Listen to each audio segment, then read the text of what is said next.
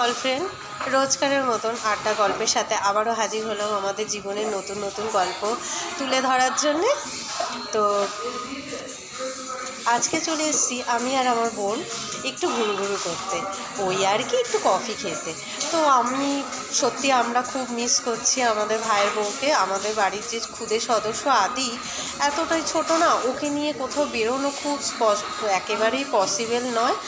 ও বেশিক্ষণ সময় থাকেও না বাড়ি ছাড়া আসলে, তাই জন্যে ভাইয়ের বউয়ের ইচ্ছে থাকলেও আমাদের সাথে বেরিয়ে আসতে পারলো না। তো সত্যি আমরা খুব মিস করছি, কিন্তু আমি বোন অনেক দিন হয়ে গেছে আমরা বেরোই না। তো ভাবলাম আমরা আসলে এতটাই নিজেদের কাজ নিয়ে ব্যস্ত হয়ে পড়েছি যে বেরোবার সময় পাচ্ছিলাম না। তো ভাবলাম নিজেদেরও তো একটু ভালো লাগাগুলো থাকে, তো নিজেদের ভালো লাগাগুলোকে একটু খেয়াল তো দিতে হবে সব ব্যস্ততার ফাঁকেও।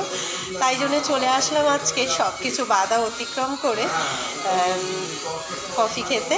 আমাদের কফি খাওয়াটাই একটু আড্ডা দেওয়া, টাইম পাস বলতে পারেন। তো আমি আমার সব কিছুই তো আমার বন্ধুদের সাথে শেয়ার করি, আর ইভিনিংটা তাই শেয়ার করলাম।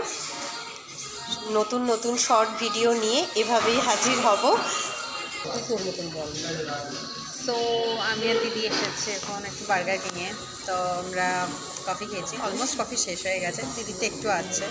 অ্যান্ড আমরা একটা চিকেন উইংস অর্ডার দিয়েছিলাম, সেটা খাচ্ছি spicy chicken wings.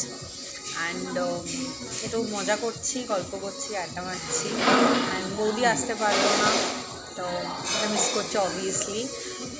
Next time আবার যখন প্ল্যান হবে তখন ডেফিনেটলি আসবে। সো ছোটো ছোটো ভিডিও দেখতে থাকো।